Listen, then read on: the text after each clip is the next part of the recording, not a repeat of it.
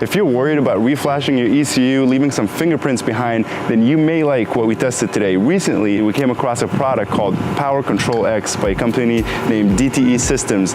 This product is pretty popular in Europe, but it's pretty new to us in the United States. Here's how it works.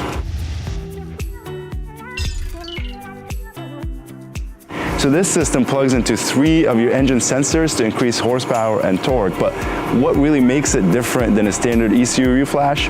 Well, while an ECU reflash goes into your ECU and replaces factory maps, the PowerControl X is a signal modifier. It takes some of the signal going from the sensors you're plugged in, it modifies it, intercepts it, optimizes it, and then sends it to the ECU all in real time. In other words, it takes the factory signals and sends it to the ECU in altered fashion. So here's an example, just an example. Let's say the target boost in your ECU is 20 pounds of boost.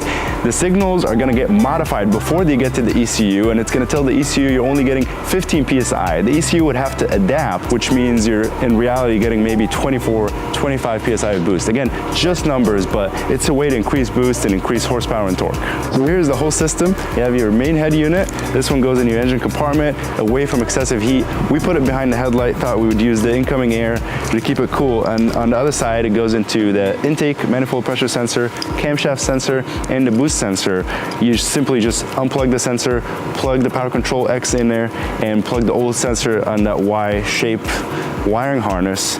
Installation is easy. We had 2 sensors right on top of the engine, and the boost sensor was just on the side of the intercooler, so we had to remove all the plastic under the car. So the whole installation could take 15 minutes. Maybe with us it took 20 minutes more just to kind of get the undercarriage off. Through the main head unit, you can control different power levels, so economy mode, sports mode, and a bunch of really cool options. You can also use the app, and I think the app was only limited to 3 modes, but from here, each mode has 3 pluses and minuses, so you can kind of go really aggressive with it, or you can go mild. Starting with the baseline on the dyno, our 2017 Ford Mustang with the 2.3 liter turbocharged Ecoboost put down 230 peak wheel horsepower and 275 foot-pound of torque on 21 psi of boost. We plugged the DTE Systems PowerControl X in and set it to the regular sports mode, not the most aggressive. The Mustang then put down 293 wheel horsepower and 339 foot-pound of torque, with the boost increasing to 25 psi. That's a 63 peak wheel horsepower gain and a 63 foot-pound of torque. In other words, a 27% gain in peak horsepower, 23% gain in torque was accomplished by plugging in 3 plugs. That's not bad. We tested the PowerControl X in the Sports Plus Plus and the Plus Plus Plus mode, which is supposed to be a lot more aggressive. In our case, we're using 91 octane fuel in California, and the poor fuel quality and the low octane does not work well. When you increase boost, it ends up detecting knock, it pulls timing, and it ended up costing us power and torque. So if you live in another state with better fuel quality, you should expect better numbers than us. In our experience, PowerControl X works great for the enthusiast that wants some light tuning, quick and easy power and torque gain without having to alter the ECU, leave some fingerprints behind, and put too much thought into it. It is a true plug and play.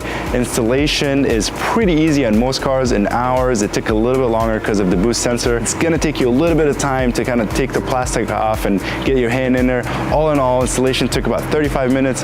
Not bad for 63 horsepower gain and 63 foot-pound of torque. Best of all, the DTE Systems makes the PowerControl X for a lot of models and brands, and soon we're going to be testing it on the 2020 Supra 890, so stay tuned.